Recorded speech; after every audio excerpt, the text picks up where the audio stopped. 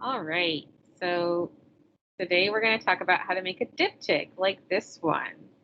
All right, so we're going to use the free photo editing software Pixlr to do so. So go to pixlr.com, Pixlr.com, and then we're going to select Pixlr X. There are many options for the types of things that you can make in here, but what we're going to do this time, go ahead and scroll on down to Simple Collage, and you can select 4 images in one, 2 that are stacked on top of each other, 2 that are side by side. There are many different options for providing multiples if you're inclined to do so. I'm going to select this one here with 2 on top of each other and click Use this template.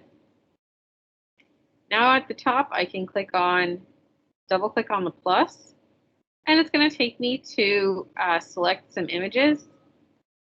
So I'm going to select my first image. Then I'm going to double click on the bottom and select my second image. Voila.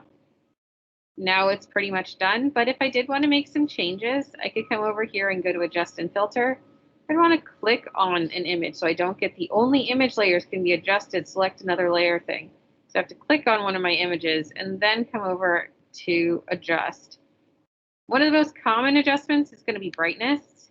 So let's say your image was too dark and you need to brighten it up. This would be the thing that you would use. You don't want to go extreme with it. So maybe you just want to tweak a little bit, you could do so, okay?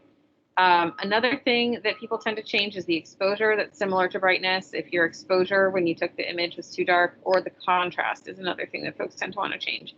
I don't recommend making it less contrasty than it already is, though.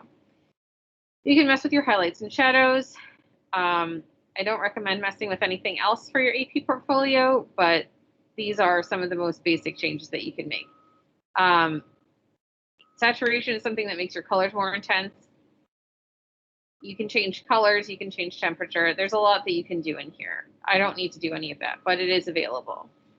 You can also add text. You could add another image.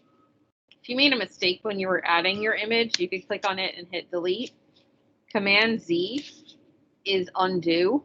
So holding down Command and hitting Z will do an undo. Lots of other settings that you can mess with. Let's say that you didn't like the way that it worked out. You could click crop and rotate. You can always rotate it. If you didn't have it going in right, you could flip right to left. Lots of things that you could do in there.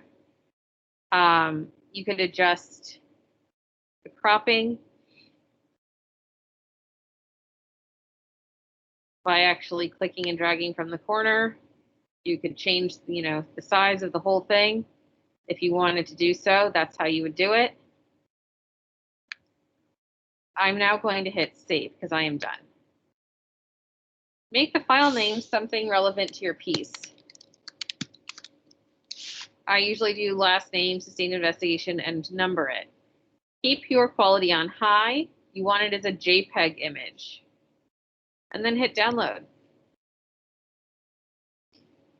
And then once that's loaded, it'll pop up for you. Make sure that you put that file in your Google Drive folder where you're keeping everything else to keep track of all your stuff. And that's how you use it to make a diptych. Good luck.